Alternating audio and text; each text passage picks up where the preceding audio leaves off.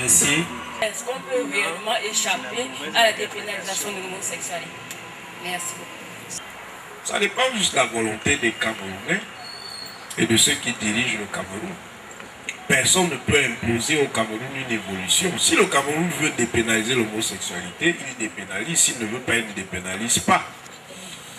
Je vais vous dire qu'il y a des pays africains qui, au niveau légal, ne condamnent pas l'homosexualité ou dont l'homosexualité n'est donc pas interdite par la loi pénale, mais où la société refuse, en raison de ses traditions culturelles et de ses convictions morales et religieuses, l'homosexualité, malgré le fait que l'homosexualité ne soit pas condamnée.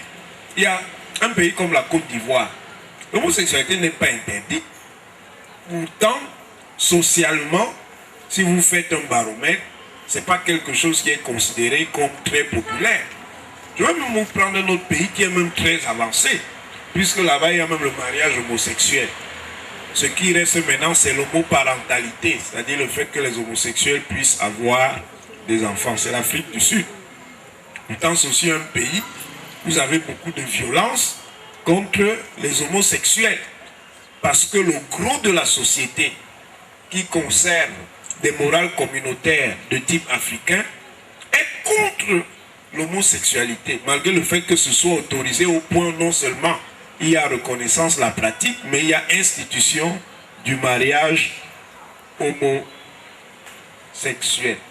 Je m'appelle Zé Philippe, je suis étudiant. Généralement, nous les étudiants, dans un certain nombre de signes, nous devons nous remettre des directeurs de stage. Et à certains moments, ces directeurs nous imposent certaines conditions pour nous aider. Des conditions pas toujours catholiques. Alors nous avons un certain nombre d'hypothèses.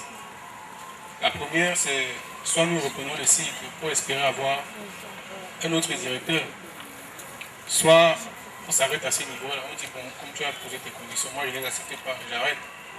Soit on accepte les dites conditions.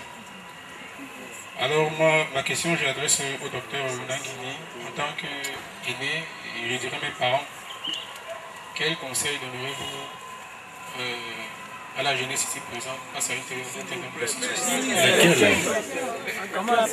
Entrer dans les sectes, l'homosexualité. Si par exemple, je dis professeur, je ne sais pas, homosexuel, si me demande d'intégrer un cercle exotérique, ou d'être, je sais pas, aspirant à sa doctrine. Je dis, il faut savoir ce qu'on veut. L'histoire des sociétés, c'est aussi l'histoire de la tension autour des valeurs. C'est-à-dire qu'on n'est pas obligé pour tout d'avoir les mêmes choix. Il y a certainement des choses où toutes les sociétés peuvent se rencontrer, mais il y aura toujours des divergences culturelles. Soit on cède et donc on transforme sa société, soit on ne cède pas.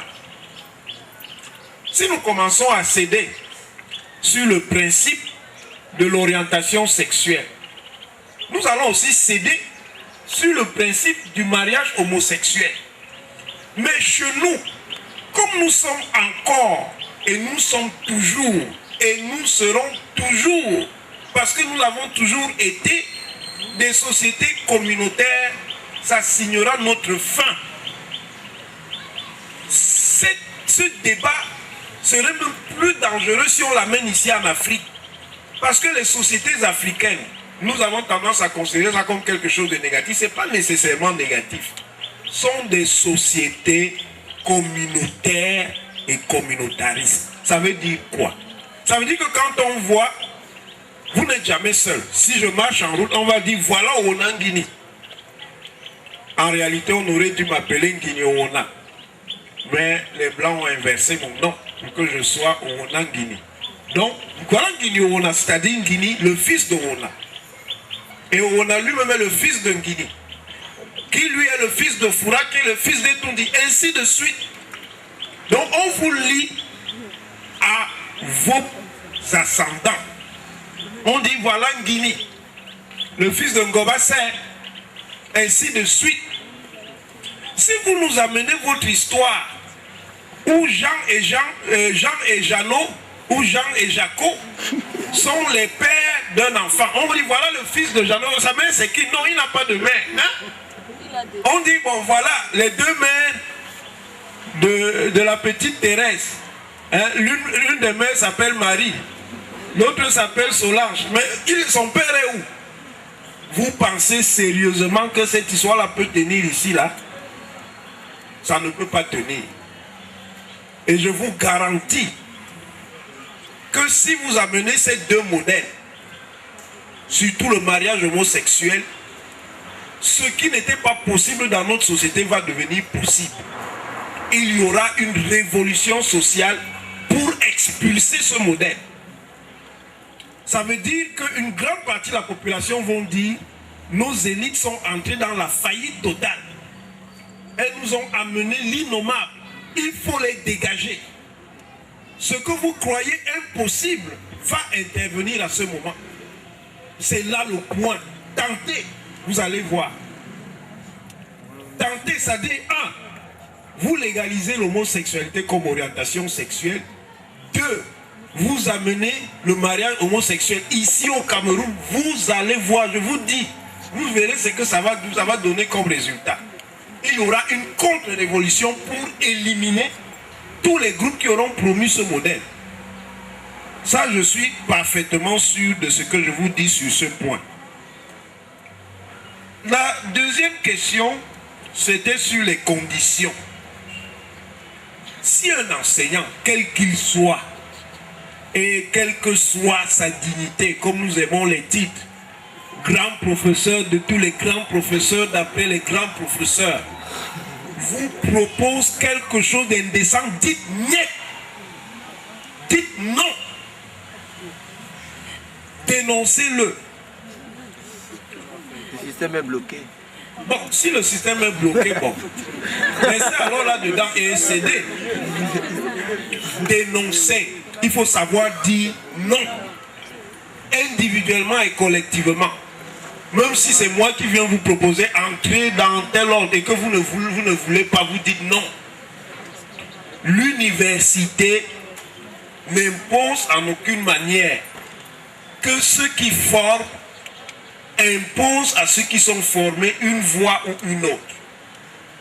Vous devez choisir vous-même vos orientations et les assumer.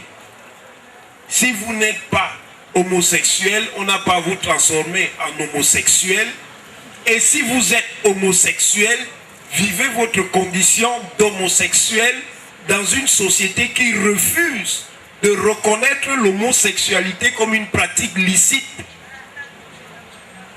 Si votre prof vous demande d'entrer dans une loge et que vous voulez rester par exemple catholique, dites niet, moi je suis catholique et je crois qu'en tant que catholique, je ne peux pas rentrer là-dedans. Si vous cédez, cédez et devenez donc un nouvel esclave. Parce que c'est de l'esclavage.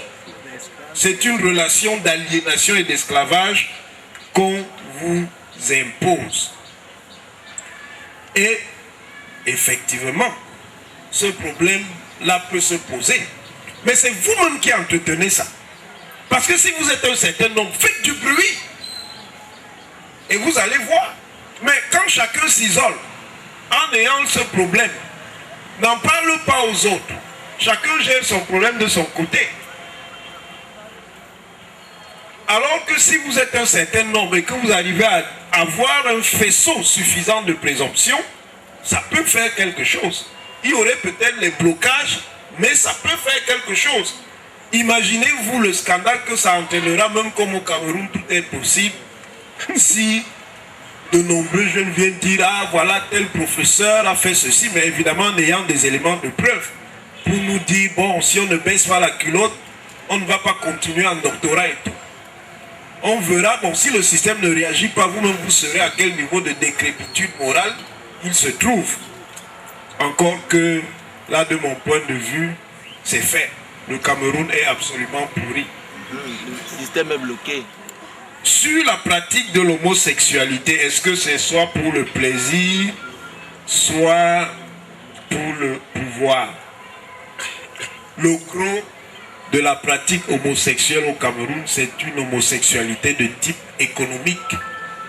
Il y a très peu d'homosexuels réels, c'est-à-dire qui, par la pulsion naturelle, sont orientés vers cela.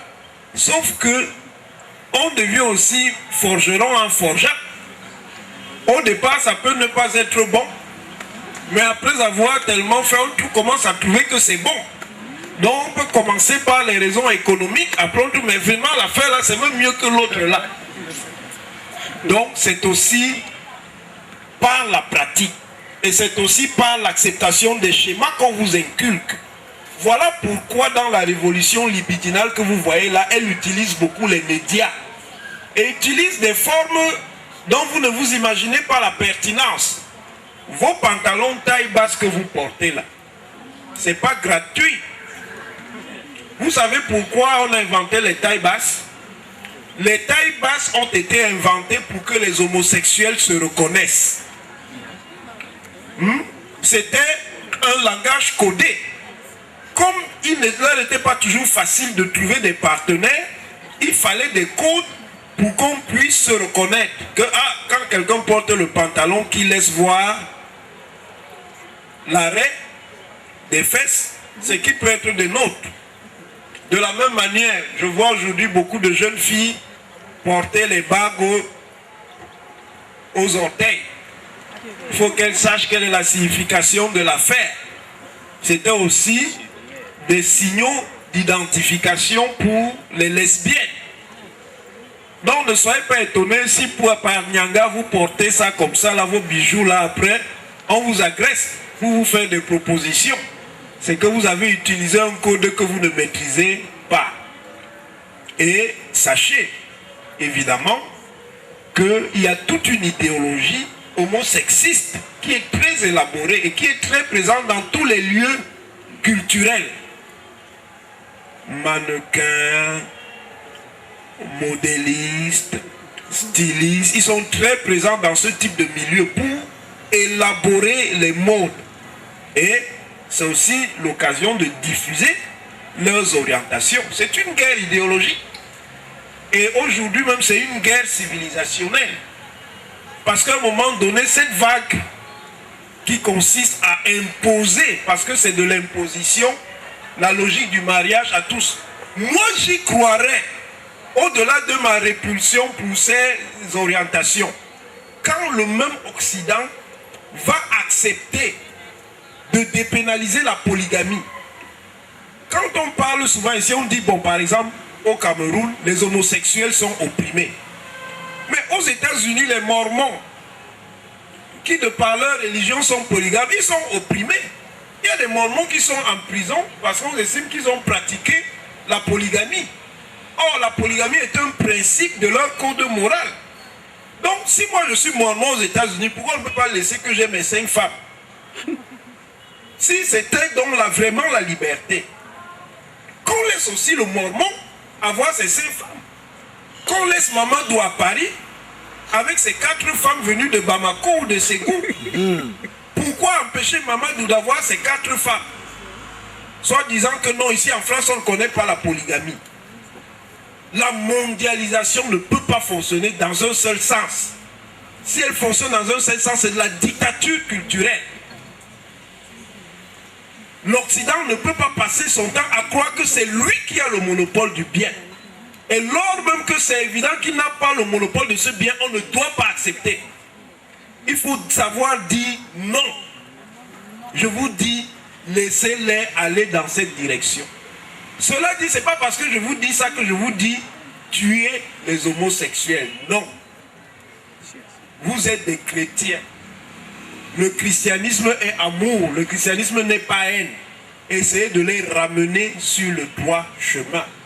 Dites-leur que du point de vue de ce qui est la morale du Christ, ce n'est pas bien. Mais je ne vous dis pas d'aller les découper, de les manger, de les assassiner. Non, ce n'est pas ça que je vous dis. D'ailleurs, l'Afrique communautaire ne tuait généralement les homosexuels qu'en flagrant délit. C'est-à-dire quand vous avez pris, comme qui dirait, en direct, dans l'émotion générale, c'est là où on pouvait vous lyncher. Il y avait d'autres modes de réprobation. L'Afrique pratiquait ce qu'on peut appeler la tolérance répressive. Et même si par propagande, il y a des travaux anthropologiques qui tentent de démontrer que l'homosexualité existait en Afrique, ces travaux sont trompeurs. L'homosexualité, ce n'est pas seulement la matérialité, c'est-à-dire ce n'est pas le fait que deux personnes du même sexe entrent en interaction. C'est le codage. C'est de dire que le fait d'entrer en interaction, c'est bien. C'est une question normative. Ce n'est pas une question matérielle. Donc, l'Afrique, sachant qu'on ne peut pas être sûr qu'absolument il n'y ait pas des homosexuels, pose le code. Ce n'est pas bien. Mais elle voit bien qu'il y a des gens qui font, on les met à l'école, on dit ça, ce sont des sorciers. Ceux-là, ils ne sont pas orthodoxes, c'est des sorciers. Deux filles qui passent le temps à marcher, elles ne sont pas claires. Deux gars qui marchent, ils font des choses bizarres, on les met à côté. C'est comme ça qu'à mon avis, il faut gérer ça. Les homosexuels camerounais, même ils appellent ça le sac. Ils appellent ça le mkuta, le sac. C'est-à-dire vivre l'homosexualité dans des conditions où la société réprime cette pratique sexuelle. Il faut rester dans le sac. C'est le seul mode de gestion pour moi de l'homosexualité en Afrique. Qu'il reste dans le sac et qu'il ne dérange pas. Maintenant, s'ils sortent du sac, ils lancent une lutte qui est une lutte de pouvoir. Or, cette lutte de pouvoir concerne quelque chose qui est fondamental. Ça risque donc d'entraîner, dans certains cas, de la violence. Et je finis en vous disant, je suis sûr que même dans la révolution de l'universalisation du mariage, je suis sûr qu'il y aura beaucoup de pays qui résisteront, même si vous amenez les armes les plus sophistiquées pour les convertir à cette nouvelle, entre guillemets, religion. Si nous voulons mourir, prenons cette voie. Là, nous allons même mourir plus vite que les Occidentaux. Parce que nous sommes une société généalogique et typiquement généalogique. Les Occidentaux ont brouillé la généalogie à travers la modernisation industrielle. Mais il y avait encore un minimum. Et cette généalogie était basée sur le mariage homme-femme. Voilà pourquoi vous voyez que dans un pays comme la France, il y a des gens qui refusent, même en étant même favorables à l'homosexualité comme pratique, il y a même des homosexuels qui disent que non, on ne peut pas accepter l'idée qu'il y ait un mariage homosexuel. Nous sommes homosexuels, mais nous pensons que la société doit être fondée sur un mariage hétérosexuel. Comme nous ne pouvons pas nous empêcher d'être homosexuels, nous sommes homosexuels, mais nous refusons l'idée qu'il y ait besoin d'un mariage homosexuel. D'autant plus que dans ces pays, on avait inventé des mécanismes pour que les homosexuels vivant matériellement en couple puissent assurer leurs intérêts. C'était ça le fameux Pax. Mais comme il y a la logique de la mode, il y a des petits lobbies qui disent qu'il faut à tout prix qu'on ait le mariage comme les hétérosexuels. Sans le savoir, ils ont déclenché l'évolution qui va les enterrer. Professeur, j'aimerais savoir, est-ce qu'il y a un intérêt spirituel pour ces personnes de pratiquer l'homosexualité? Est-ce qu'ils ont un intérêt spirituel? Ils gagnent quelque chose? Je veux savoir. Parce qu'ils investissent tellement de moyens pour avoir nos jeunes frères. J'aimerais savoir en retour, qu'est-ce qu'ils gagnent? Est-ce qu'ils ont un intérêt spirituel ou bien, je ne sais pas. Dans les loges initiatiques, je vous ai dit, il y a l'initiation. Et ne vous ennuyez pas, cette initiation-là, c'est un rite homosexuel. Chez les maçons, on vous bande les yeux. Et après, je ne vous décris pas la suite, C'est pour que vous ne sachiez pas au départ qui vous a fait quoi. Mais quand on vous enlève le bandeau, vous vous retrouvez avec un certain nombre de visages et vous êtes tous dans le secret. Vous savez qui a fait quoi et qui était à quelle place. C'est ça, l'initiation. Tout ce qui est fermé parce qu'on cache. Et si on cache, c'est qu'à un moment donné ou un autre, il y a quelque chose qui est éloigné de la morale. Parce que sinon, il n'y aurait pas de raison de cacher. Si on vous dit, venez ici, nous sommes un groupe hermétique, pour vous installer dans le groupe, on devra vous faire entrer. Et il faut que ce soit fermé pour que tout ce qui se passe à l'intérieur ne soit pas su du dehors. Et ce n'est que de manière accidentelle que les gens accèdent à la vérité de l'initiation quand, de manière exceptionnelle, les gens divorcent avec les ordres initiatiques pour dire ce qu'ils ont vécu de l'intérieur. Donc, ces gens-là, ils peuvent rechercher, ils font la chasse par exemple à la jeune chair, parce qu'au-delà des exigences mystiques, c'est devenu un plaisir. Voilà pourquoi je vous disais que parfois on devient forgeron en forgeant.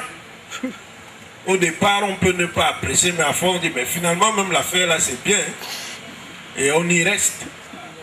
Ce jeune chrétien qui est appelé à devenir citoyen, tant il est entendu que dans notre société où nous sommes appelés à gérer futurement notre société, alors que cette dernière est déjà dans une sorte de verrou avec ces sectes qui conditionnent parfois l'entrée dans notre administration. Quelle est la tenue que nous devons avoir face à ce souci-là? Comment le jeune chrétien doit faire quand il rencontre le chantage homocratique? Il faut que vous sachiez ce que vous voulez. Ou vous êtes vraiment chrétien et conséquent. Si on vous dit, bon, vous voulez passer le concours, n'est-ce pas? Oui. Bon, baissez la culotte. Un vrai chrétien dit vraiment, si c'est comme ça que je dois passer le concours, là, restez avec votre concours. Moi, je ne suis pas là. Un faux chrétien dit, bon, je vais faire. Qui va d'abord me voir? Il fait, mais une fois il entre dans le mécanisme, et je dirais en conclusion, un chrétien averti en vaut deux. Tout le peuple de Dieu peut le dire. Rendez grâce au Seigneur car il est bon, car il est bon. Rendez grâce au Seigneur car il est bon, car il est bon. Rendez grâce au Seigneur car il est bon, car il est bon. Rendez grâce au Seigneur car il est bon. Éternel est son amour. Oui, nous te rendons grâce infiniment parce que tu nous as encore révélé en ce soir la merveille de ton amour. Je te présente ici le professeur Oronangui, le docteur Brice Bidou, tous les jeunes de la paroisse, les Crécois, tous ceux-là qui se sont activés pour qu'aujourd'hui on évolue un peu, que la lumière brille et qu'on la mette sous le boisseau. Donne-nous, Seigneur, de mettre en pratique tout ce que nous avons appris ici.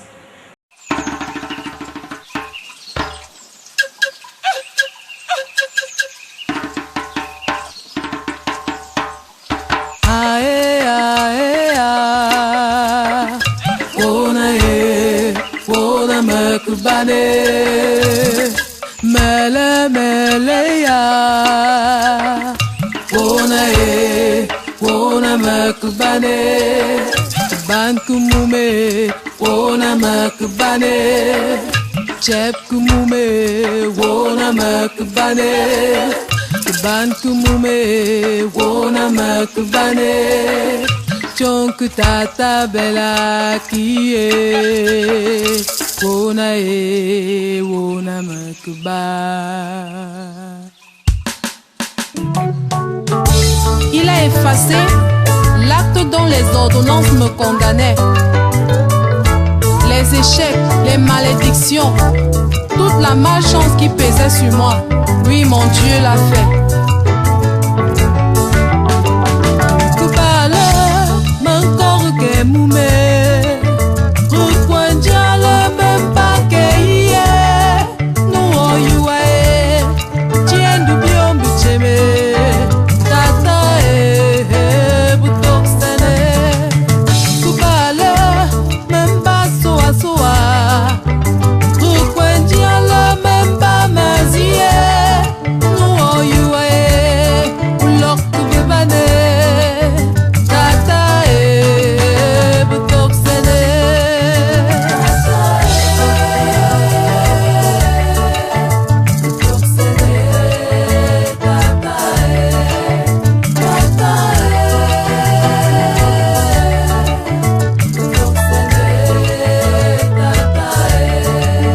Kubale, m'encore que moumé, requintia le même paquet diplômé, nous oyouae, tien du biom bucheme.